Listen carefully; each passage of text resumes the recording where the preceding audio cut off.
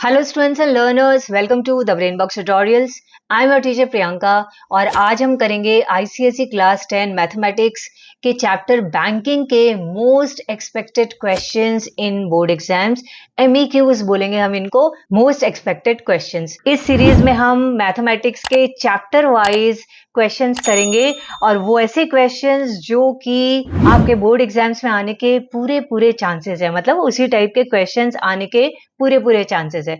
तो in series को आप अगर अच्छे से कर लोगे तो आपका पूरा मैथ्स का syllabus 100% score 100% marks in mathematics exam in this board exam.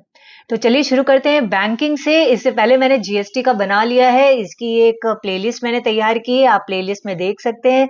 सारे चैप्टर वाइज आपको वहां पे मोस्ट एक्सपेक्टेड क्वेश्चंस मिल जाएंगे। इस सीरीज को मिस मत करना, ये बहुत इंपॉर्टेंट आपके लिए होने वाली है। एक तो ये इंपॉर्टेंट बात, दूसरी इंपॉर्टेंट बात कि आप जब भी इस सीरीज को करो तो मैथ्स की सीरीज को करने का तरीका क्या है, आपके पास कॉपी पेन होना चाहिए। आप सम देखोगे, जैसे ये फर्स्ट सम है, आप देखो सम को, पॉज कर दो वीडियो को, खुद सॉल्व करो, ऑप्शन अपने हिसाब से क्लिक करो, देन वीडियो को प्ले करके देखो क्या ये करेक्ट सॉल्यूशन था आपका, क्या इसी तरीके से मैंने सॉल्व किया है। यही तरीका होता है मैथ्स में एस करने का, मैथ्स में 100% स्कोर करने का। तो आर यू ऑल सेट? चलिए स्टार्ट करते हैं। If Vijay has a recurring deposit account in a bank and deposited rupees 800 per month for 1.5 years, then the total money deposited in the account is, और ये हमारे पास चार option है। Total money deposited तो देखो 800 rupees वो हर month कर रहा था 1.5 years के लिए। 1.5 years मतलब कितने मंथ हो गए, पहले ये निकाल लेते हैं। तो टाइम हमारा 1.5 यानी 3/2 इंटू 12 क्या, 18 मंथ्स। 18 मंथ्स तक एवरी मंथ 800 रुपीज वो डाल रहा था, तो उसका टोटल जो अमाउंट है डिपॉजिटेड वो कितना होगा, let's see. P into N मतलब monthly instalment into number of months करते हैं, 800 इंटू 18 दैट इज 14,400, यानी कि ऑप्शन नंबर बी करेक्ट। चलिए आते हैं नेक्स्ट सम में।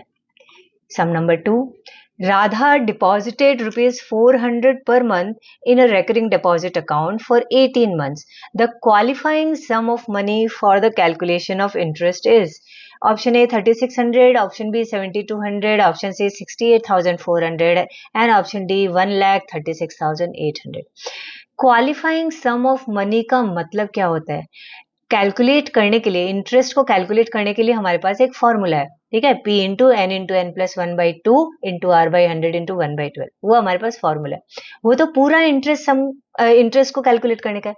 उस इंटरेस्ट को कैलकुलेट करने के लिए हम क्वालिफाइंग सम ऑफ मनी कितना लेते हैं, इसका एक फॉर्मूला है, ये प्रिंसिपल यानी monthly installment multiplied by n into n plus 1/2। N into n plus 1/2 क्यों लेते हैं क्वालिफाइंग सम के लिए? क्योंकि जनरली हमारा इंस्टिंक्ट कहता है 400 रुपीज है, 18 मंथ्स के लिए डाला, 18 इंटू 400 कर दो, जैसे हमने अभी फर्स्ट सम में किया था ना, ये P इंटू एन कर दो, ये जो आएगा रुपया यही क्वालिफाइंग सम होगा। लेकिन नहीं, इंटरेस्ट कैलकुलेट करने के लिए इस तरीके से क्वालिफाइंग सम नहीं करते। थोड़ा मैं करके बताती हूँ कैसे हमारा ये फॉर्मूला आया होगा। तो देखो, उसने राधा ने डिपॉजिट किए 400 रुपीज ना, और कितने महीने के लिए, 18 मंथ्स के लिए। चलो देखो देखो 400 रुपीज उसने डाला, ये तो पूरा 18 मंथ्स के लिए 400 रुपीज कैलकुलेट होगा, राइट? क्योंकि अगर वो 400 रुपीज डाली है तो, और एकदम शुरुआत में फर्स्ट मंथ में डाली है, तो ये तो पूरा 18 मंथ्स के लिए वहां पे रखा हुआ है उसके पास, बैंक के पास। तो 400 रुपीज इंटू 18 मंथ्स, ये अमाउंट, इस अमाउंट में इंटरेस्ट कैलकुलेट होगा। फिर नेक्स्ट मंथ उसने फिर से 400 डाला, तो वो 400 रुपीज जो है वो कैलकुलेट होगा 17 मंथ्स के लिए, ठीक है। फिर उसने डाला होगा फिर से 400, तो वो 400 रुपीज उसके लिए होगा 16 मंथ्स के लिए। ऐसे ही चलता जाएगा। फिर नेक्स्ट 400 रुपीज जो होगा वो 15 मंथ्स के लिए होगा। And now you can understand कि ये होते होते लास्ट जो होगा, मतलब जो 18th मंथ को वो डालेगी, वो सिर्फ 1 मंथ के लिए कैलकुलेट होगा, राइट? इस तरीके से सारे के सारे जो हैं वो प्लस होते जाएंगे, तब जाकर के हमारा क्वालिफाइंग अमाउंट बनेगा। ये जो मैं कर रही हूँ, ये क्वालिफाइंग अमाउंट को हम कैलकुलेट करें, ये है अपना क्वालिफाइंग अमाउंट, ठीक है। अभी इसको देखो आगे करते हैं। 400 रुपीज जो है वो अपना कॉमन गया, तो बचता कितना है, 400 कॉमन, तो बचा अंदर में 18 प्लस 17 प्लस 16 प्लस 15 प्लस ऐसे होते होते लास्ट में प्लस होगा 1, यानी कि 400 यानी monthly installment P multiplied by ये 18 प्लस 17 प्लस 16 प्लस 15 ये जो है ये ऐड कैसे हो रहा है AP में, इसको हम AP बोलते हैं। अगर आपने अभी तक AP शुरू नहीं किया है तो आप जब ये बोर्ड एग्जाम दे रहे होंगे तब तक तो ऑब्वियसली आपके सारे चैप्टर्स खत्म हो जाएंगे। तो ये जो सीरीज दिख रही है जहां पे बिल्कुल सेम डिफरेंस चल रहा है और सबको हमको ऐड करना है, क्या डिफरेंस है, 1 1 का डिफरेंस चल रहा है, राइट। 18 के बाद एक माइनस हुआ है, फिर 17 के बाद एक माइनस हुआ है, ऐसे एक एक माइनस हो रहा है। ये जो सीरीज है इस सीरीज को हम AP बोलते हैं। फिर आप AP को और अच्छे से पढ़ोगे, अभी तो मैं एकदम बेसिक उसका रॉ वैसे समझा रही हूँ। तो ये AP को आपको एक साथ जब ऐड करना हो, मतलब sum of terms in AP calculate करना हो, तो उसके लिए हमारे पास ये फॉर्मूला है n into n plus 1 upon 2। तो इस फॉर्मूला को लेते हुए अब देखो ये बन गया ना, ये फॉर्मूला क्या हुआ, P 400 मतलब P था, मंथली इंस्टॉलमेंट था, तो P into n plus 1 by 2 ये हमारा क्वालिफाइंग अमाउंट हुआ। इस तरीके से आपको समझाने पे आपको समझ में आया होगा। तो इसीलिए हम ये वाला फॉर्मूला यूज करके और अब हम क्वालिफाइंग सम ऑफ मनी निकालते हैं। तो 400 इंटू n प्लस 1 यानी 18 इंटू 19 अपॉन 2 पूरा सॉल्व किया, हमारा आंसर आया 68,400। 68,400 ऑप्शन नंबर सी होगा। ठीक है, तो ये सम बहुत इंपॉर्टेंट है, इजी भी है, पर आपको समझ में आना चाहिए। 400 इंटू 18 कर देंगे 7200 होगा, 7200 हमको ऑप्शन भी दिख भी रहा होगा तो लगेगा यही सम करेक्ट है, बट नहीं, क्वालिफाइंग अमाउंट जब वर्ड यूज किया है तो उसके लिए आप ये फॉर्मूला यूज करो। क्यों यूज किया वो भी मैंने आपको एक्सप्लेन कर दिया। अब आते हैं नेक्स्ट सम में। नेक्स्ट सम में लिखा है Katrina opened a recurring deposit account with a nationalized bank for a period of 2 years.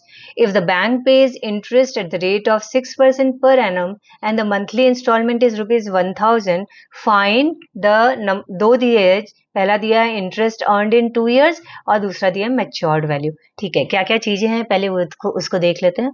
तो हमारे पास है monthly installment 1000 rupees, time 2 years है मतलब 24 मंथ्स, क्योंकि हमको फॉर्मूला में मंथ्स ही चाहिए। रेट ऑफ इंटरेस्ट दिया है 6% पर एनम। सबसे पहले बोल रहा है इंटरेस्ट अर्नड इन 2 ईयर्स, तो चलो इंटरेस्ट का फॉर्मूला लगाते हैं।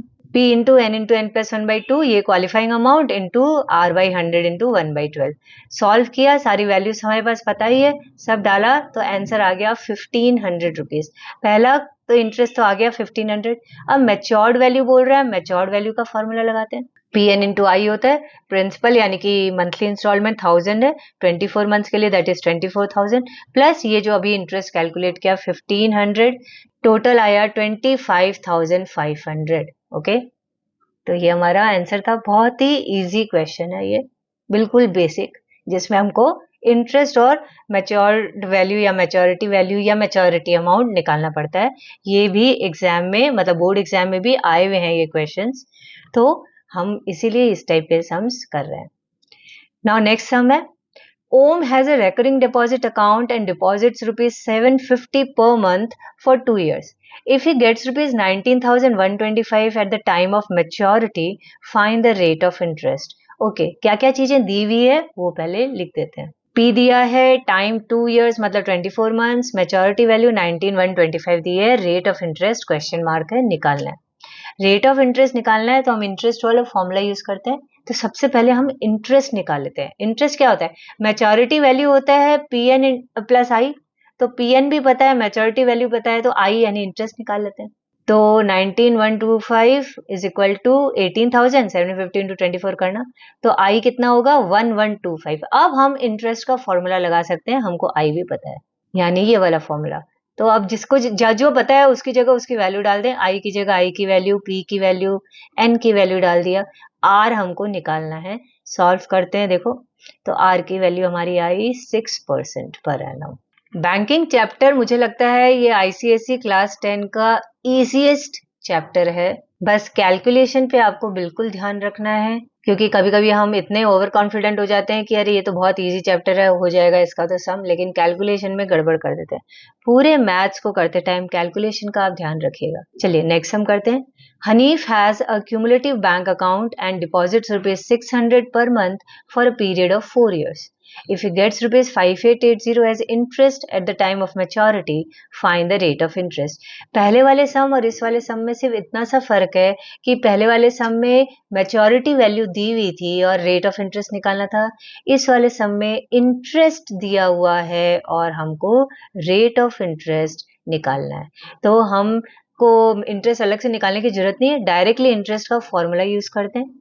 तो देखो ये सारी चीजें हमारे पास दी हुई है, 4 years मतलब 48 months कर दिया। अब इंटरेस्ट का फॉर्मूला लगाते हैं और सारी वैल्यूज पुट करते हैं। तो ये देखो हमने डाला सारा वैल्यूज, आर की वैल्यू हमको नहीं बताती, आर इज इक्वल टू आया सॉल्व करके 10, यानी कि rate of interest is 10% per annum. Okay, चलो ना आते हैं नेक्स्ट सम में। नंबर 6 लिखा है, mister Chaturvedi has a recurring deposit account in a bank for 4.5 years at 11% per annum simple interest. If he gets rupees 101,418.75 at the time of maturity, मतलब 1,01,418 रुपए 75 पैसे मिले टाइम ऑफ मैच्योरिटी में, ये maturity amount है। Find the monthly installment, P हमको पता करना है। ठीक है, पहले क्या क्या चीजें हैं वो लिख लो। यही तरीका होना चाहिए आपके सम को करने का कि आप पहले इस तरीके से सारी चीजें लिख दो, जो ईयर है उसको मंथ्स में बदल दो, ये सारा चीज, तो आपको क्लियर हो जाएगा। अच्छा ये निकालना है, अब मुझे कौन सा फॉर्मूला चाहिए। देखो मंथली इंस्टॉलमेंट पी निकालना है, वो हमारे इंटरेस्ट वाले फॉर्मूला में होता है। तो हम इसको कैसे सॉल्व करेंगे, हम मैच्योरिटी अमाउंट का भी डायरेक्टली फॉर्मूला लगा सकते हैं ना, यानी ये वाला formula P N plus I. तो मैच्योरिटी वैल्यू दी हुई है 1,01,418 रुपया 75 पैसा, पी इंटू एन, पी नहीं पता, पी की जगह पी रखो क्योंकि वही निकालना है, इंटू एन 54 है क्योंकि 4.5 years इंटू 12 करोगे तो 54 मंथ्स निकलेगा। और यहाँ पे भी हम वो फॉर्मूला इंटरेस्ट वाला दे रहे हैं, पी एन प्लस आई। आई में भी सब कुछ पता है, पी नहीं पता, तो वो हम वैल्यूज पी की जगह पी ऐसे ही रहने देते हैं, बाकी सारा सॉल्व करते हैं। ठीक है, स्टेप बाय स्टेप करोगे क्योंकि ये अमाउंट बहुत बड़ा है तो कंफ्यूजन नहीं होना चाहिए, आराम से जितना कटता है काटते जाओ। यहाँ तक ही कटा, फिर आया नहीं तो मैंने एलसीएम निकाला, एलसीएम निकाल करके 5409 को लेफ्ट साइड लेकर के गए। अब जितना कटता है काटा, तो देखो पूरा आंसर आ गया 1500, यानी मंथली वो 1500 रुपीज डिपॉजिट कर रहा था। तो आप इस तरीके से मैच्योरिटी वैल्यू वाला फॉर्मूला यूज करके डायरेक्टली फिर भी पी निकाल सकते हैं। अब आते हैं नेक्स्ट सम में। लिखा है, Suresh has a recurring deposit account in a bank, he deposits rupees 2000 per month and the bank pays interest at the rate of 8% per annum. If he gets rupees 1040 as interest at the time of maturity, find in years total time for which the account was held. तो हमको ये time निकालना है इसमें, ये हमारे पास पहला समय टाइम वाला। तो जो जो चीजें दी हुई है सबसे पहले वो देख लेते हैं। मंथली इंस्टॉलमेंट 2000 रुपीज है, rate of interest 8% per annum है, इंटरेस्ट 1040 रुपीज है। अब हमको टाइम निकालना है तो हम इंटरेस्ट वाला ही फॉर्मूला यूज करेंगे और जो जो चीज दी हुई है सारी लिख देते हैं। एन हमको नहीं पता तो n into n plus 1/2 solve करते हैं, जितना होता है सॉल्व किया। देखो यहाँ तक आया एन इंटू एन प्लस 1 तक, तो ये मल्टीप्लाई करके n square plus n is equal to 156 और 156 इधर लाओ तो ये क्वाड्रेटिक इक्वेशन बन गया, n square plus n minus 156 is equal to 0। तो हम इसको सॉल्व भी वैसे ही करेंगे। ठीक है, मिडिल टर्म फैक्टर से सॉल्व करते हैं, एन की 2 वैल्यू आनी चाहिए फिर। तो ये हमने मिडिल टर्म फैक्टर किया, 13n माइनस 12n लेकर के सॉल्व किया। देखो यहाँ n plus 13 n minus 12 is equal to 0, यानी n plus 13 is equal to 0 हो सकता है या फिर n minus 12 is equal to 0। n या तो माइनस 13 होगा या 12, तो हम लिखेंगे since months can not be negative, time negative नहीं हो सकता, दैट इज वाई 12 होगा। 12 क्योंकि टाइम में पूछा था, यहाँ क्वेश्चन था देखो क्या कि फाइंड इन ईयर्स, तो ईयर्स में पता करना है, इसलिए 12 मंथ्स को हम ईयर में चेंज कर देंगे, 1 year इज द टाइम, ये आंसर होगा हमारा। ठीक है, नहाते हैं नेक्स्ट सम में। Anvesha intended to open a recurring deposit account of ₹1000 per month for 1 year in a bank, paying a 5% per annum rate of simple interest. उसने intended मतलब ये सोचा कि हम एक recurring deposit account में 1000 रुपीज पर मंथ में इन्वेस्ट करूंगी 1 साल के लिए, जो 5% पर annum rate of interest दे रहा होगा। उसने intended to open मतलब ऐसा सोचा ऐसा करेगी। फिर क्या हुआ, the bank reduce the rate to 4% per annum, पर जब उसने वो रुपया जमा किया तो पता चला बैंक ने 5% की जगह 4% पर एनम इंटरेस्ट देना चालू कर दिया, यानी कि कम रुपया देना चालू कर दिया। तो क्वेश्चन है, how much must Anvesha deposit monthly for 1 year so that her interest remains the same. अब अन्वेषा सोच के रखी है मेरा तो 1 साल में इतना इंटरेस्ट आ जाएगा। तो क्वेश्चन है कि अन्वेषा फिर को उसको मंथली डिपॉजिट यानी कि पी जो है वो बढ़ाना पड़ेगा। तो वो कितना करे 1 साल तक कि उसने जो इंटरेस्ट सोचा है वही इंटरेस्ट उसको मिले। तो हम सबसे पहले तो देखते हैं अन्वेषा के तरह से, मतलब अन्वेषा ने क्या सोचा, तो अन्वेषा कितना इंटरेस्ट सोच रही थी मिलेगा, सबसे पहले तो वो निकालते हैं। तो अन्वेषा के हिसाब से क्या क्या चीजें हमारे पास में, तो हम लिखेंगे calculation of interest assumed by Anvesha, monthly installment 1000 डालूंगी, टाइम 1 साल के लिए 12 months, rate of interest 5% per annum रहेगा। इन तीनों से हम सॉल्व करते हैं उसको कितना इंटरेस्ट चाहिए था, सोच रही थी वो। ठीक है, ये फॉर्मूला लगाया, वही इंटरेस्ट वाला एक ही फॉर्मूला है। तो इंटरेस्ट उसको 325 रुपीज चाहिए था। ओके, यही इंटरेस्ट अब उसको चाहिए, माने मिले कैसे, कितना उसका प्रिंसिपल हो जब रेट 4% हो जाए। तो लेट अस कैलकुलेट दैट। तो अब हम लिखेंगे calculation of monthly installment Anvesha should make कि उसका इंटरेस्ट 325 रुपीज हो जाए। टाइम तो वही है 12 मंथ्स, रेट ऑफ इंटरेस्ट कम हो गया 4% पर एनम।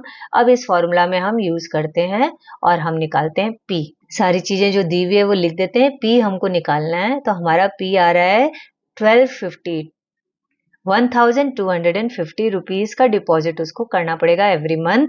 ठीक है, वो 1000 रुपीज सोच रही थी लेकिन उसको हर महीने 250 रुपया एक्स्ट्रा देना पड़ेगा, तब उसको उसके पसंद का इंटरेस्ट मिलेगा। अच्छा क्वेश्चन था ये। नेक्स्ट आते हैं, Salman deposit ₹1000 every month in a recurring deposit account for 2 years. If he receives ₹26,000 on maturity, find, दो चीजें हैं, total interest Salman earns and rate of interest. ठीक है, क्या क्या चीजें दी हुई है पहले वो लिख लेते हैं। मंथली इंस्टॉलमेंट 1000 है, 2 साल के लिए, मतलब 24 मंथ्स एन हुआ। मैच्योरिटी वैल्यू 26,000 है। इंटरेस्ट, रेट ऑफ इंटरेस्ट हमको निकालना है। तो चलिए निकालते हैं एक एक करके। सबसे पहले हम ये फॉर्मूला यूज करते हैं, maturity value is equal to P N plus I है। तो 26,000 is equal to 24,000 plus I, तो हमारा इंटरेस्ट आ गया 2000। अब इंटरेस्ट का फॉर्मूला यूज करते हैं, जो जो चीजें दी हुई है वो लिखते हैं। तो आर को छोड़ के सब कुछ हमको पता है तो हम सब वैल्यूज डाल देते हैं। तो हमारा आर देखो कैलकुलेट करने पे आ रहा है 8% पर एनम। तो ये हमारा आंसर हो गया, दोनों आ गया, इंटरेस्ट 2000 और रेट 8%। नेक्स्ट क्वेश्चन पे आते हैं। लिखा है Priyanka has a recurring deposit account of ₹1000 per month at 10% per annum. If she gets ₹5,550 5550 as interest at the time of maturity. जब भी आप अपना सम पढ़ो बहुत क्लियरली देख लो कि ये जो रुपया मिल रहा है ये कैसे मिल रहा है, कैसे मतलब इंटरेस्ट के जैसे मिल रहा है कि खाली इतना लिखा है इफ शी गेट्स, समझ लीजिए सम ऐसा होता if she gets ₹5550 at the time of maturity, ये एज इंटरेस्ट जो है ये नहीं रहते वर्ड्स, तो इसका मतलब ये 5550 मैच्योरिटी अमाउंट हो गया। एज इंटरेस्ट क्लियरली मेंशन्ड है तो हम इंटरेस्ट मानेंगे। ठीक है, तो इतना रुपया अगर उसको इंटरेस्ट मिला, find the total time for which the account was held. इसमें भी हमको टाइम निकालना है। चलो जो जो चीजें दी हुई है पहले वो लिख लेते हैं। पी पता है, रेट ऑफ इंटरेस्ट पता है, इंटरेस्ट पता है। अब हम वो फॉर्मूला यूज करते हैं इंटरेस्ट वाला, जो जो चीजें दी है सारा डाल दिया। तो हमारे पास में अगेन इक्वेशन जैसा बन के आएगा, n² plus n is equal to 1332। 1332 left side ले जाओ तो n² plus n minus 1332 is equal to 0 आएगा। फिर हम सॉल्व करेंगे। ये देखो ये आया, तो हमने सॉल्व किया। ये 1332 का prime factorization middle term factor में करते हैं तो 37n माइनस 36n, 37 माइनस 36 करने पे 1 भी आ रहा है तो इसके जैसा हो गया, और मल्टीप्लाई करने पे 1332 आ रहा है। सॉल्व कर रहे हैं तो देखो n की वैल्यू या तो -37 है या 36 है, तो ऑब्वियसली माइनस में तो आंसर आ नहीं सकता, तो हम लिखेंगे since months can not be negative therefore n 36 होगा। 36 मतलब 3 इयर्स, 12 3 36 होता है, तो 3 साल है इसका आंसर। तो आई होप आपको ये चैप्टर, इसके किस तरीके के सम्स आ सकते हैं, ये काफी क्लियर हो गया होगा।